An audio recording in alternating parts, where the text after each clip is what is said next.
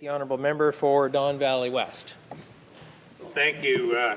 Mr. Speaker, I'm pleased to respond to the motion proposed by the honourable member for Rosemont-La Petite-Patrie in regard to minimum wage. Today I'd like to reassure the honourable member that our government's top priority remains focused on creating jobs and economic growth, while ensuring all Canadians have the opportunity to share in the benefits of a strong economy. Contrary to what the official opposition may believe, most Canadians are becoming wealthier. The median net worth of Canadian families has increased by 45% in real terms since 2005. The federal tax burden is now at the lowest it has been in 50 years. And now, more than 1 million low-income Canadians have been removed from the tax rolls and do not have to pay federal income tax. Canadians in all major income groups have seen increases of about 10% or more in their real after-tax, after-transfer income since 2006. Income inequality has not increased in Canada since 2006, and the share of Canadians living in low-income families is at its lowest level in 3 decades. Clearly, these actions are paying off for Canadians, including those with lower incomes. Given my limited time today, I would like to focus your attention on what our government's economic action plan has done to reduce taxes for Canadian families since taking office in 2006. Unlike the official opposition, Canadians know that when it comes to tax reduction, this government has a long-standing record of outstanding achievement. Since 2006, Canadians have benefited from significant broad-based tax cuts introduced by our government. These tax reductions have given individuals and families more flexibility to make the choices that are right for them. These initiatives have helped build a solid foundation for future economic growth, more jobs, and higher living standards for all Canadians. The evidence is clear, even if some other honourable members steadfastly choose to ignore it. An average Canadian family of 4 will pay close to $3,400 less in taxes in 2014. Under our government's long-term agenda to keep taxes low, significant broad-based action has been taken to reduce taxes for all Canadians. This includes a reduction in the GST rate from 5% to 5% from 7%. An increase in the amount that all Canadians can earn without paying federal income tax, a reduction in the lowest personal income tax rate to 15% from 16%, and the introduction of tax-free savings account, or TFSA, a flexible, registered, general-purpose savings vehicle that allows Canadians to earn tax-free investment income to more easily meet their lifetime savings needs. Our government has also introduced a number of targeted tax reduction measures. For example, we've helped families with children by introducing the Child Tax Credit, the Children's Fitness Tax Credit, and the Children's Arts Tax Credit. Introduced the Registered Disability Savings Plan to help individuals with severe disabilities and their families save for their long-term financial security. Enhanced support to caregivers to infirm dependent family members by introducing the Family Caregiver Tax Credit. We've provided additional annual targeted tax relief for seniors and pensioners by increasing the age credit and the pension income credit amounts, raising the age limit for maturing savings in registered pension plans and registered retirement savings plans, and introducing pension income splitting. Provided further support to students and their families by exempting scholarship income from taxation, introducing the textbook tax credit, and making registered education savings plans more responsive to changing needs.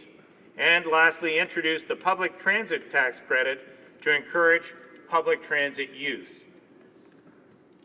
At the same time, we've increased and enhanced benefits for Canadian families and individuals by introducing the Universal Child Care Benefit, introducing and enhancing the Working Income Tax Benefit, increasing the amount of income families can earn before the National Child Benefit Supplement is fully phased out, and before the Canada Child Tax Benefit base begins to be phased out, and lastly, maintaining the GST credit level while reducing the GST rate by 2 percentage points.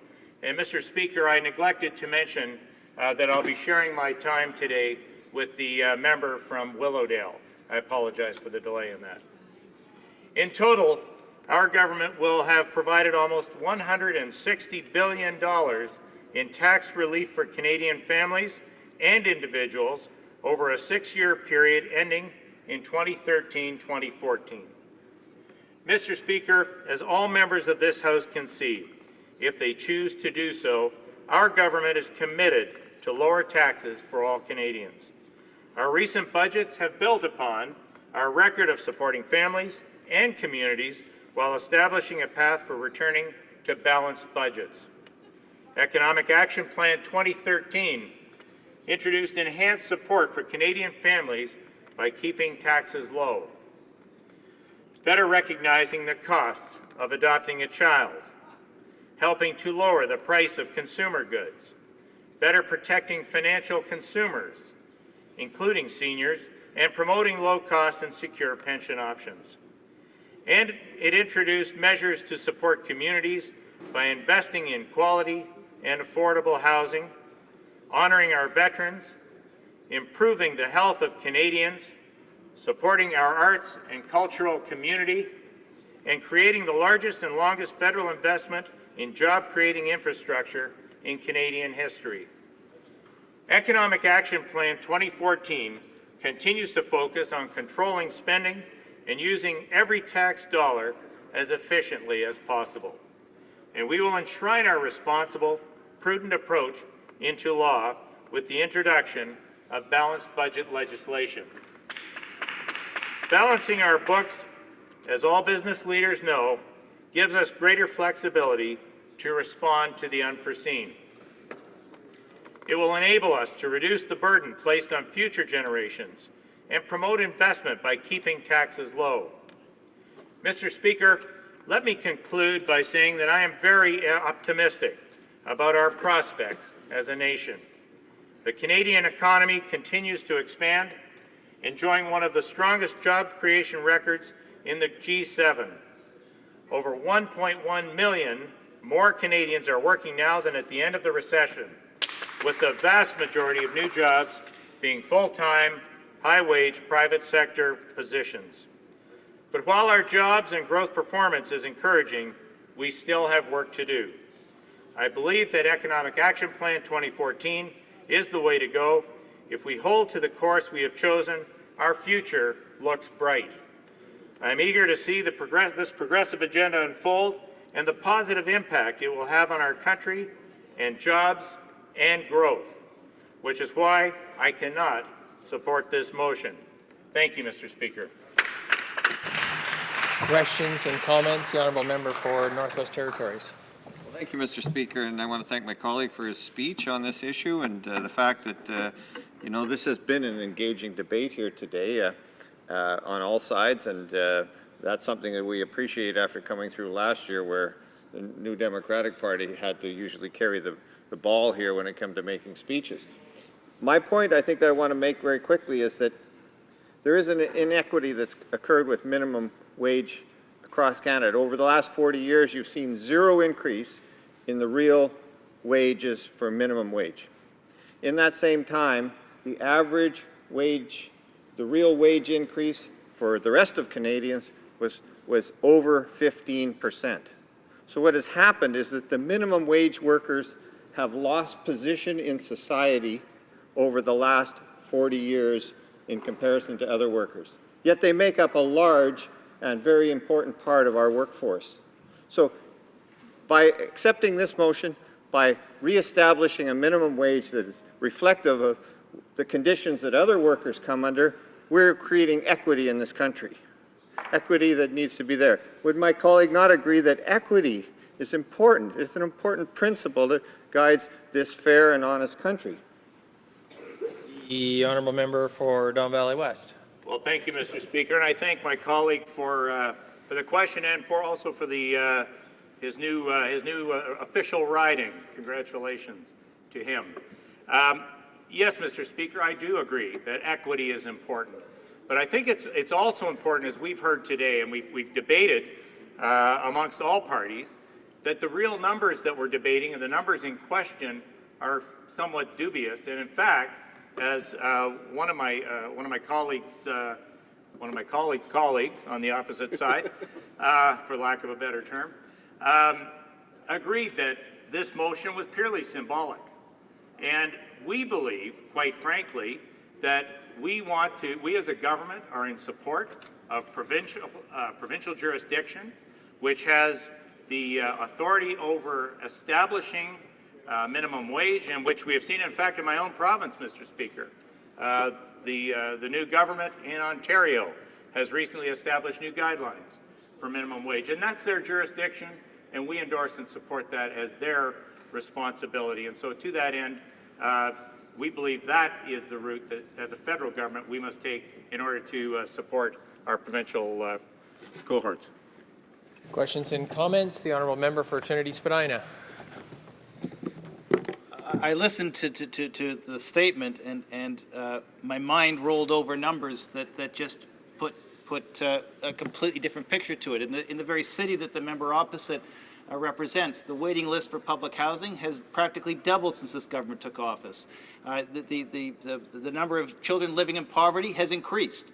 My member's statement today, in fact, explained how government policy from across the House is actually plunging seniors and people with disabilities living in cooperative housing into poverty as the rent subsidies disappear as a direct result of decisions by this government. Poverty is on the rise in the very city that this gentleman represents, this member represents. And the concern I have is that the perception is that somehow a wage cut, a tax cut for a high wage earner suddenly creates income or opportunity for people that are struggling.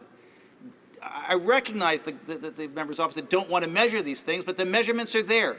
How does that work? Can you please explain it to me?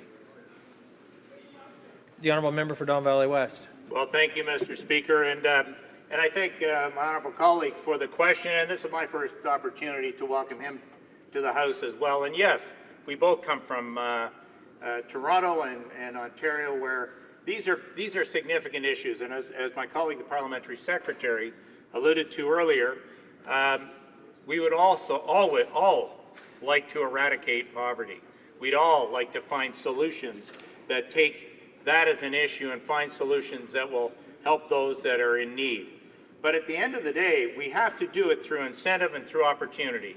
We create jobs, we create economic growth, and to my colleague, apprenticeship incentive grant, an opportunity for apprentices to increase their skill set, to help them improve their ability to not only earn a wage, but earn a higher wage. I think that's the important piece of this puzzle, and I think that's what this government clearly sets as a standard. Thank you, Mr. Speaker.